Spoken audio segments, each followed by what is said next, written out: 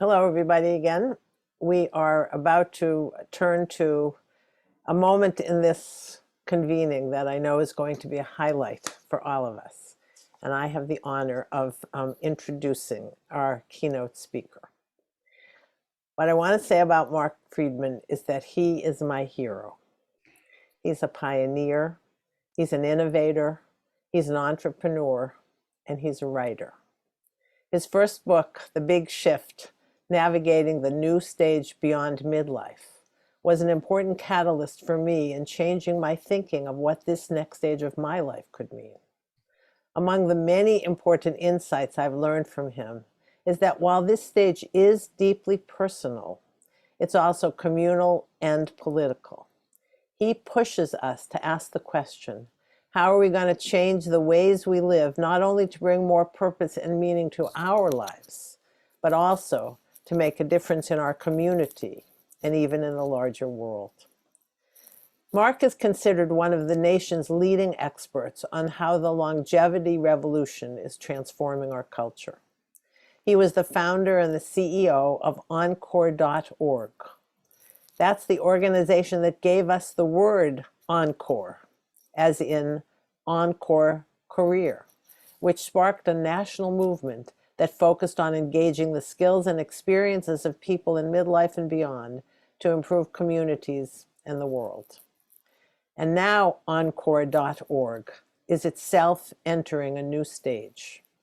After an amazing process of reflection and self-study, the board, on which I proudly serve, determined that the next challenge is to bring older and younger change makers together to solve problems, to bridge divides, and to create a better future for all.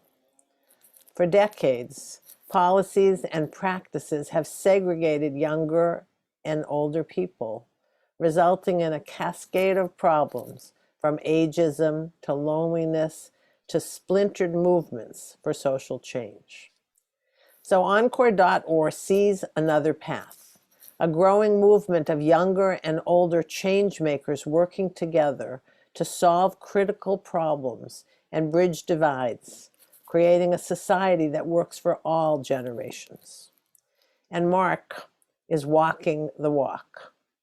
His own role has been transformed from CEO to co-CEO, a role he now shares with Eunice Nichols, a younger and equally talented leader. And the name of the new organization is Cogenerate. I expect that that new word, cogenerate, will become as familiar to us as the word encore once did. And the board of the newly named Cogenerate has committed to bringing aboard new leaders who represent both younger and older change makers to model a new way of working together to change the world. So what if every organization in the Jewish community and in the larger secular landscape applied the lens of cogeneration to our work? What difference would that make? What a difference that would make. And what if what have seemed to be unsolvable problems become opportunities for change? Again, I was struck by Dr. Pike's notion that what we need to be doing, all of us together, is creating a new narrative. This is the new narrative. And to share it with us, I proudly present my friend and hero, Marc Freedman. Well, it's such an honor to be introduced by my friend and hero, Rabbi Laura Geller, and to be part of this Active Aging Summit. I want to thank Stu and David for including me. I've been looking forward to this day. In fact, as I was thinking this morning, I love alliteration, and I was thinking about going from B3 to P3. And I think the talk I wanted to give today is really informed by both what I've learned from B3, but by 3 Ps, proximity, purpose, and posterity. And I hope that will come across in the next 20 minutes. But I thought I'd start I'm a frustrated historian. I really wanted to go to graduate school and become an American historian until I found out that it would take about 10 years. And I decided to go to business school again. But I'll tell you a story that's actually not just history, business history, also a not well-known piece of American Jewish history that relates to everything we're discussing today, and particularly this idea of the generations coming together for mutual benefit and for collective impact. So 1956, Louis Mumford, who was the New Yorker's architectural critic, one of the great American commentators on community and urban life over the past century, wrote a cover story in Architectural Record magazine. And in it, he started out, he just turned 60 himself. He said that at no point in any society had any group been so rejected as older people today. And this came on the heels just a few years earlier. Walter Reuther, the great labor leader, had described retirees as too old to work, too young to die. So not a happy period in the life of older people in the country. And Mumford went on to say, it's great we'd added all these years to life. It's just we added them to the wrong end. So, but he was not purely a critic. He was a visionary and a pragmatist, and he put forward two ideas in this article, that if we were going to solve this problem, first of all, we had to do everything at our disposal to avoid turning later life into a second childhood, into infantilizing older people. And second, and probably closest to his heart as an expert on the built environment, we had to do everything in our power to avoid cutting older people off from the rest of society. The title of the article was "For Older People, Not Segregation, Integration." And that very same year, 1956, in the middle of the Arizona desert, in Peoria, Arizona, a guy by the name of Big Ben Schleifer put the finishing touches on the first retirement community in America, Youngtown, built around doing absolutely the opposite of everything that Louis Mumford had prescribed. It wasn't because he was evil or nefarious. In fact, he was every bit the idealist that Mumford was, and he was trying to solve the same two problems that Mumford was trying to solve: the isolation of older people and the lack of identity in a society obsessed with youth that discarded older people. And he had gone to New York. He was originally from New York. He was an idealist. He was a socialist. He was a member of the Workmen's Circle groups. And he saw one of his older friends that he'd known through his socialist activities, who was languishing in a nursing home in New York, cut off, bereft. And he came back to Arizona absolutely determined to do something about what was happening to older people. And that was the beginning of Youngtown. And when Youngtown opened its doors, 100 houses in this godforsaken Arizona desert of the mid-1950s, it filled up quickly. And it became a national phenomenon. Dave Garroway, in his national TV show, featured it, and it captured the imagination of millions of Americans, including a guy by the name of Del Webb, who had owned the New York Yankees, built the first motel, built Las Vegas, and he decided to build the first large-scale retirement community in America, Sun City, directly across the street from Youngtown, built around this idea that a society that hates older people, if everybody was old, nobody was old. You could be a kid again, without the intrusion of actual children to remind you that that wasn't true.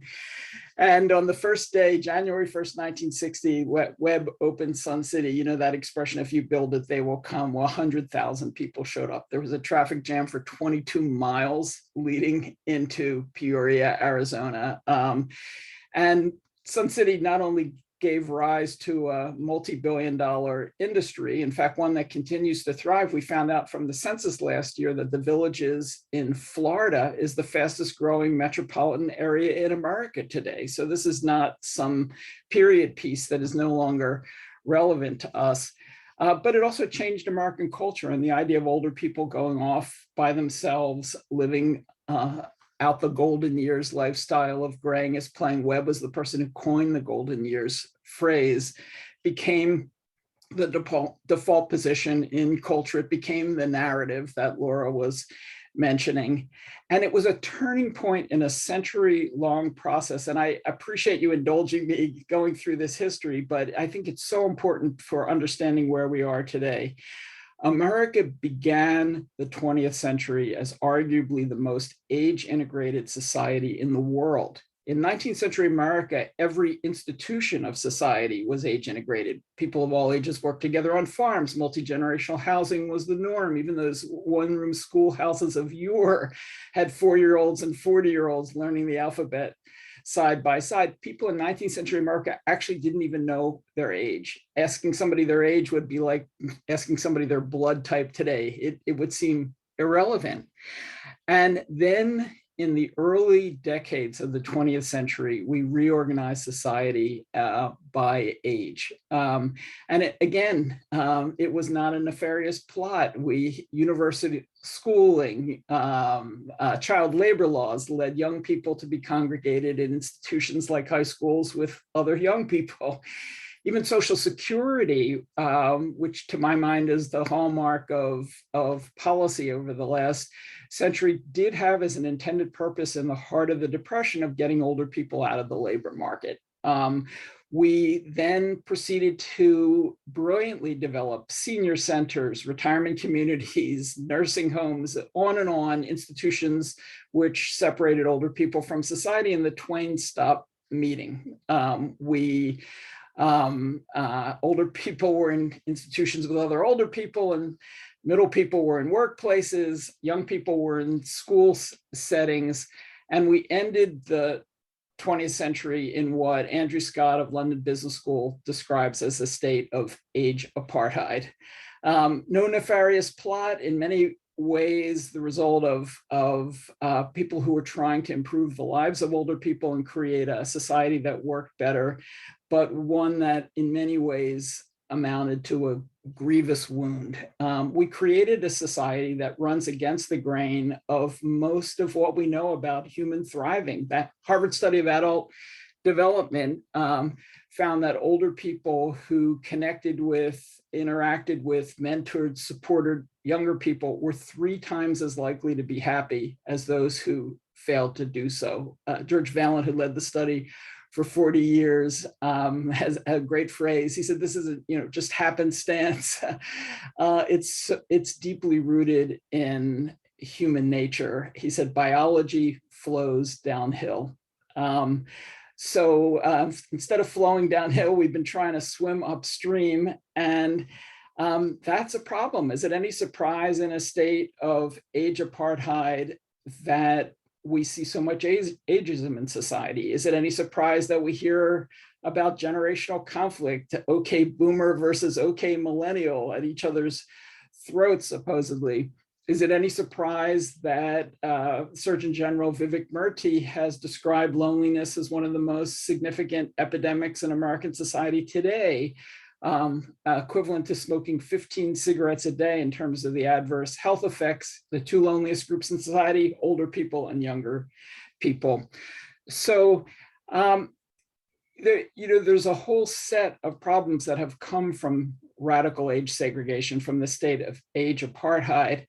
But just as much, it's left us extraordinarily ill prepared for the new demographic reality.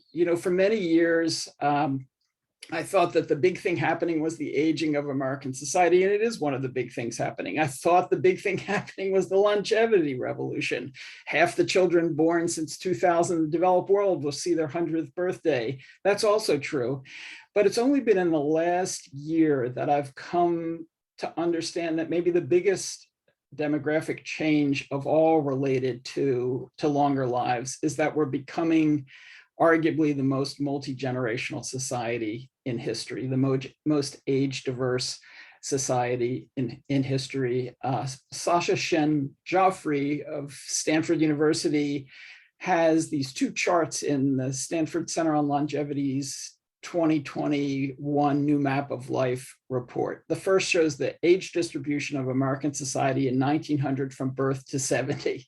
And if I was technically adept, I would show those to you right now, but I'll just describe it to you. It's birth is the high mark and 70 is the low mark, and it's a straight line from one number downhill to the other. The equivalent chart for 2020 is a straight line across, a flat line. There's many people who are 57 and 12 and 34 and 27, and I could go on right out to 70, and soon it'll be to 80 and then 90 and beyond. We have 4, 5, 6 generations in the workplace together, but we're utterly unprepared. This combination of age diversity and age segregation not only leads to conflict and misunderstanding, but also a missed opportunity. How can we learn how to live those long lives gracefully when young people have so little contact with older people? How can we learn to flourish in multi-generational communities when the generations are so severely cut off from each other? And so I think we're in danger of creating problems, but also in missing opportunities. But I'm not here, just like Lewis Mumford wasn't there in 1956, to complain about all the things that are going wrong, because there's actually quite a bit that started to go right. And I've been struck over the past year how things have started to shift in so many spheres of society. I recently wrote a piece for the Boston Globe about what's happening in pop culture.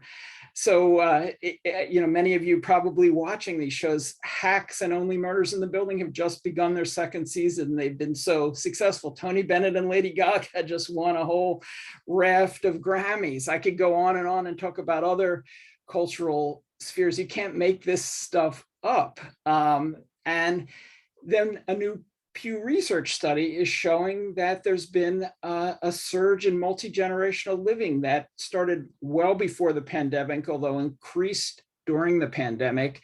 We've seen a 4-fold increase in multi-generational households. 60 million Americans today are living in multi-generational, more than 3 or more generation households.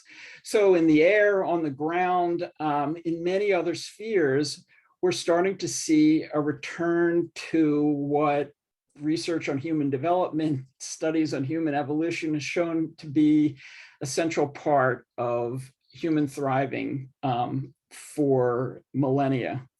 One of the things that I'm most excited about, and which relates to so much of what we've been talking about today, is how much social innovation we're beginning to see that's aimed at bringing generations together. Because when I look at how we ended up getting so cut off from each other at different ages, it was, as mentioning earlier, the result of a lot of creativity and ingenuity. Nursing homes, retirement communities, senior centers, on and on. They're not natural phenomenon that sprung from the earth. They were created by talented entrepreneurs, by the Del Webbs and Big Ben Schleifers of the world. And now we're starting to see a wave of innovation moving in the other direction. I picked on housing with all of those examples. I could give you, just as many counterexamples from the housing sphere alone. One of my favorite is in Cleveland, Judson Manor, a retirement community for culturally attuned Clevelanders, right near Severance Hall and the museums on one side and the Cleveland Clinic on the other side. They decided, in the spirit of efficiency, to provide free housing to graduate students in music and art in return for performances and art work in Judson Manor, and worked well. That they ended up having lots more cultural activity in Judson Manor, but what began in efficiency ended up in humanity. What started in proximity of people of different ages living together ended up in purpose and posterity. One of my favorite stories is meeting a woman named Carla at Judson Manor, who lived next door to a 20-something violist. And when that 20-something violist got married to another 20-something violist, they didn't invite Carla to the wedding. They asked her to be the maid of honor. I remember showing up at Judson Manor for the first time. It was Cleveland in November, not exactly a resort destination. And there were 25 Swedish social scientists in the lobby. They'd come all the way from Scandinavia to Cleveland to understand the keys to creating a better society in this new multi-generational world.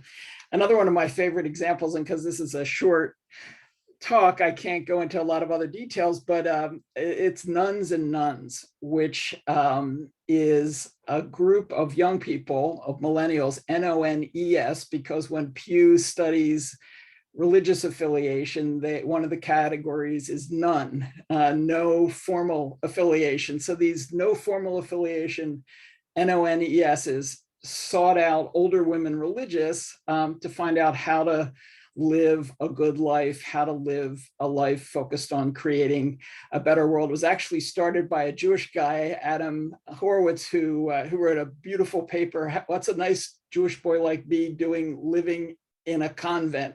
And so it gives you an idea about the ecumenical spirit of Nuns and Nuns, but they've been working at the border together on immigration issues, voter registration in the upper Midwest.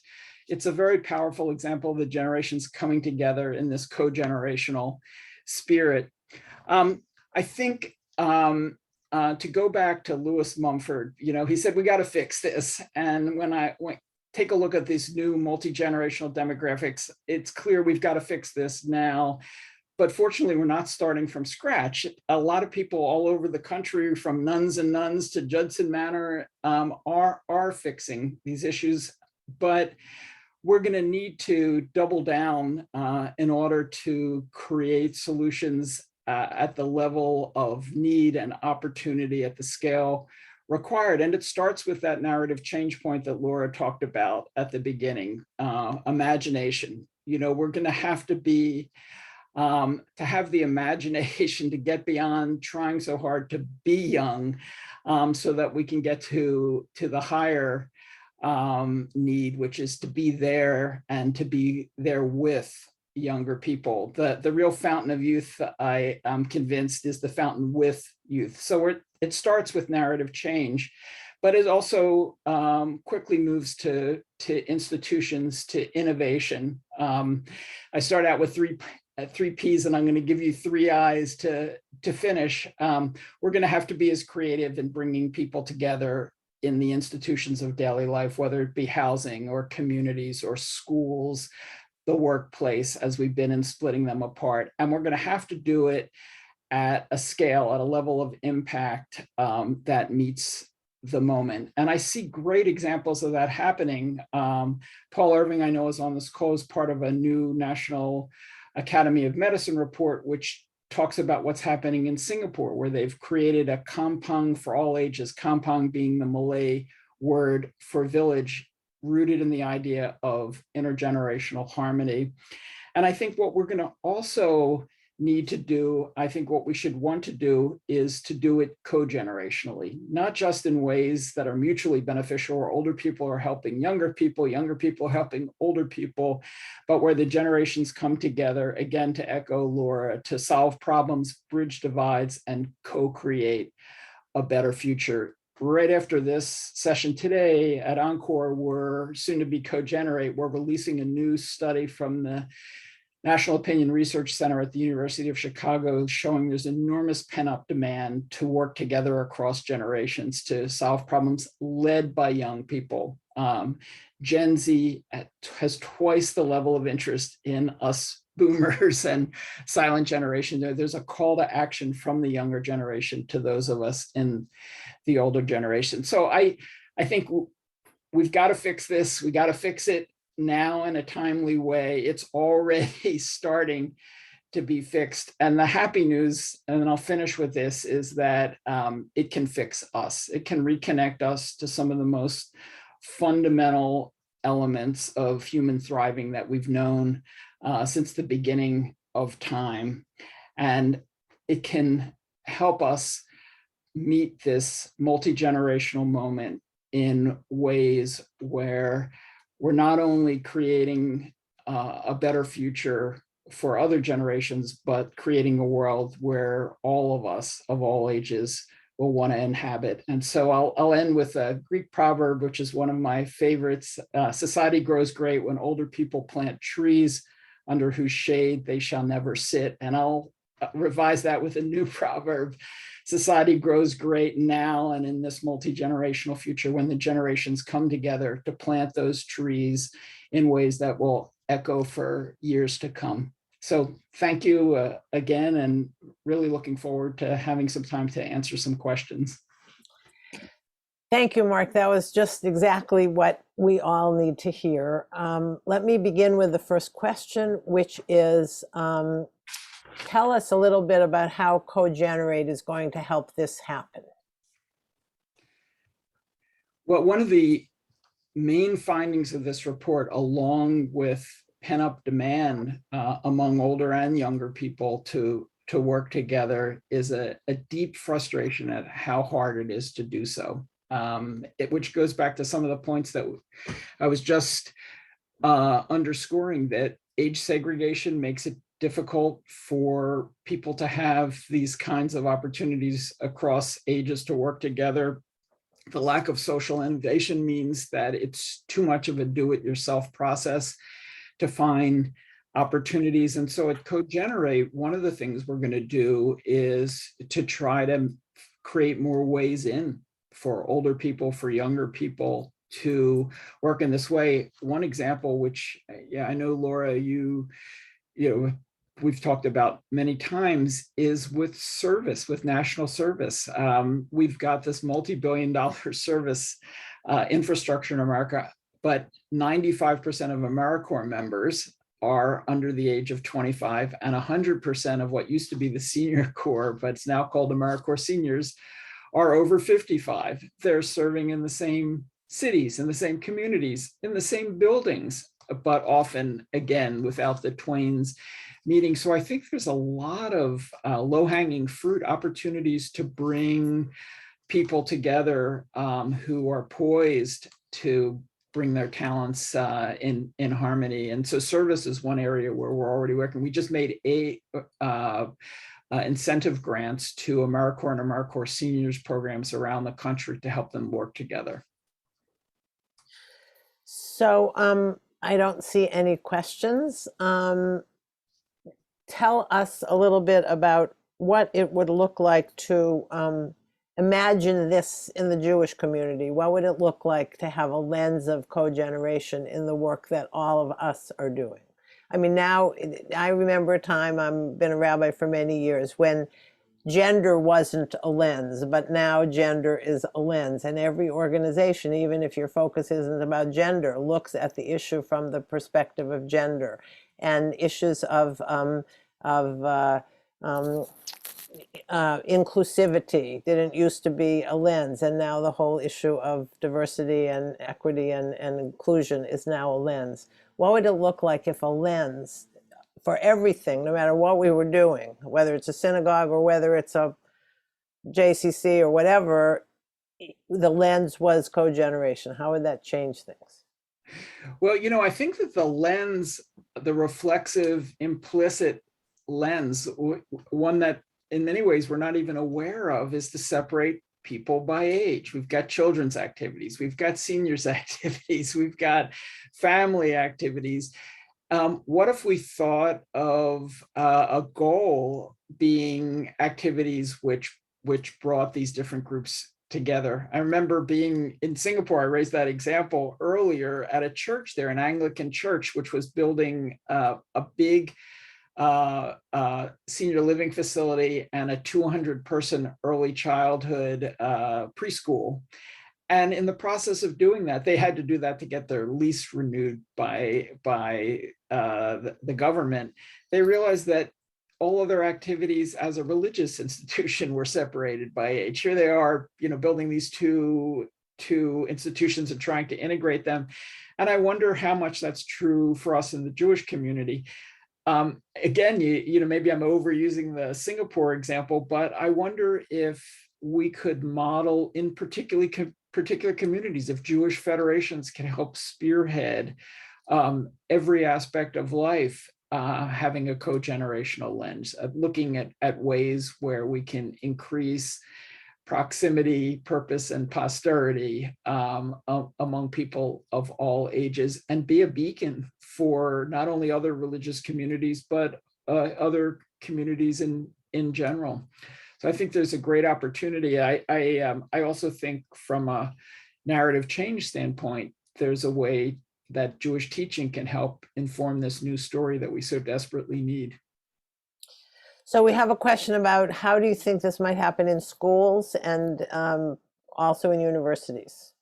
Well, two examples. Our work. One of the things I should say in this move to cogeneration at Encore, including this new cogenerational leadership model that we're taking on. And again, it's one of these back to the future scenarios. I started the organization almost 25 years ago with John Gardner, who was 45 years older than I was at that. And he was Lyndon Johnson's Secretary of Health, Education, and Welfare. And you invoke one of John's great lines during the battles over Medicare. He was the person who implemented Medicare, the Older Americans Act, the Elementary and Secondary Education Act. Time magazine once put him on their cover with the title, "The Father of Innovation." What John said in 1965 was that America today faces breathtaking opportunities disguised as unsolvable problems. And I think it applies to this as well. And the first project we did was in schools, Experience Corps, where we mobilized teams of 10 to 15 older people serving 20 hours a week, teaching kids to read in their neighborhoods by the third grade. And one of the real lessons from Experience Corps, we hadn't thought about it, but all of these co-generational relationships form, the Experience Corps members and the young teachers. Experience Corps members, we had young AmeriCorps Vista members serving in many of the programs. They forged deep bonds. And it was, we thought of it as older people for younger people, and it certainly was, but it also became older people with younger people. And I see the same thing happening on campuses today, one of the most age segregated settings. But as you know, Laura, there's been a proliferation of new programs for people in their primary 50s, 60s, 70s, started with Harvard's Advanced Leadership Initiative, Stanford's Distinguished Careers Institute, Notre Dame, the University of Minnesota, University of Texas. More and more schools are creating these programs where older people come to campus for a year. And lo and behold, what do they do when they get to campus? They spend a lot of time with young people. And that's turned out to be one of the unanticipated benefits.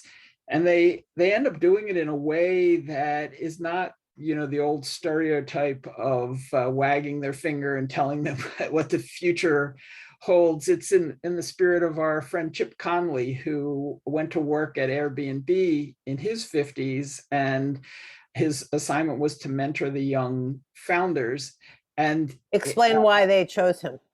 They chose him because he was an expert in the hospitality industry. He'd started the Joie de Vivre hotel chain, and they were experts in technology. They didn't know about hospitality, so they asked him to come in and guide them. Well, he quickly discovered he was as much intern as he was mentor, and coined the phrase mentern, which I think is a wonderful expression of the spirit of cogeneration. He eventually turned that into the idea of being a modern elder, as much beginner mind as wise and sage. And I think that's one of the great opportunities for those of us who are older people to connect with younger generations, not in the spirit of having the answers, but in learning together.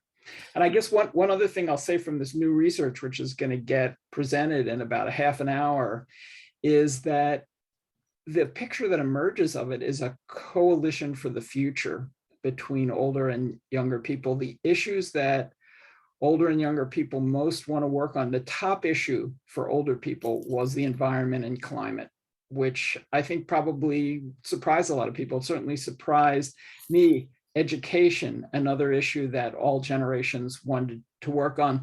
There's a kind of coalescence around this idea of the future that is led by young people who are going to live in that future, but very much with the support of older people who themselves care about this world that they won't actually even see.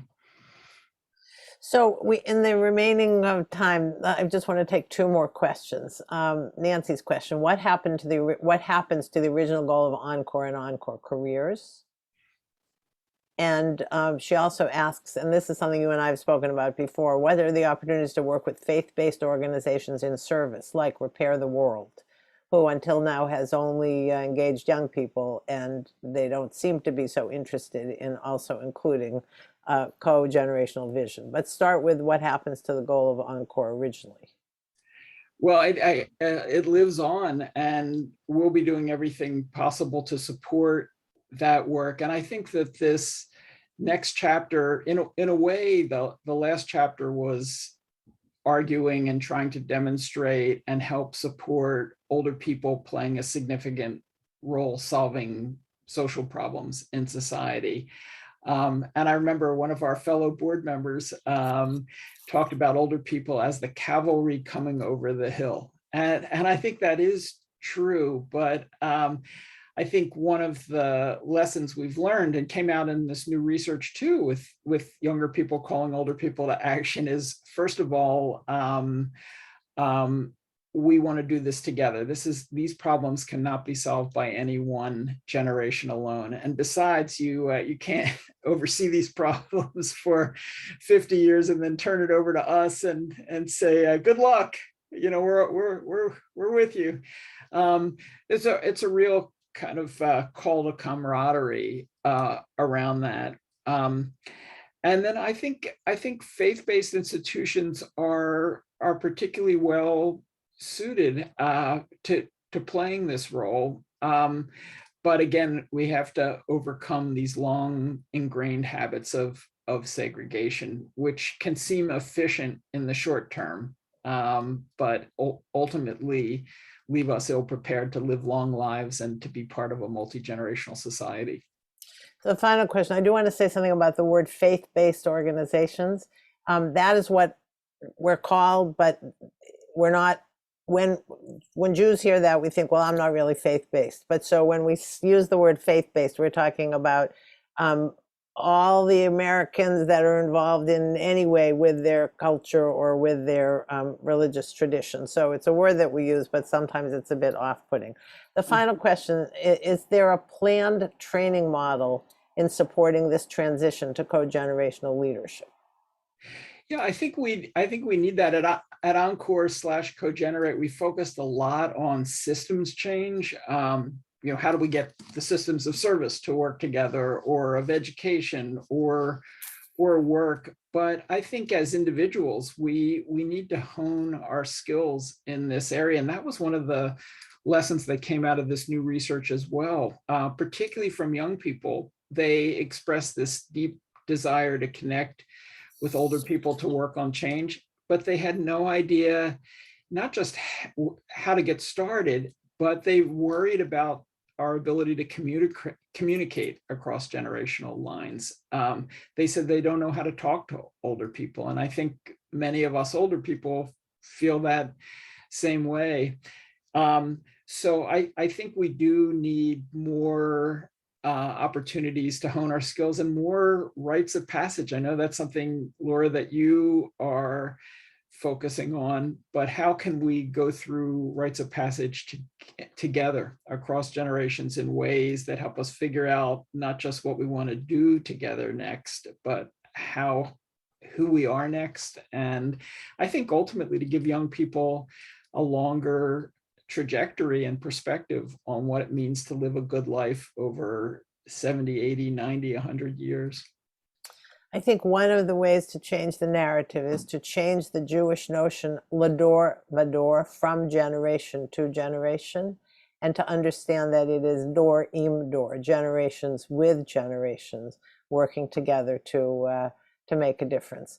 Mark, this has been terrific, and thank you very much. And we look forward to hearing more and more about the report that's going to be released today and the important work that Cogenerate is going to do to change the story. Thank you. I'm going to be seen wandering the streets of San Francisco wearing a sandwich board with that new mantra on it. And I'm going to retire my Ladur Vidur regalia. Thank you so much, Laura. Thank you.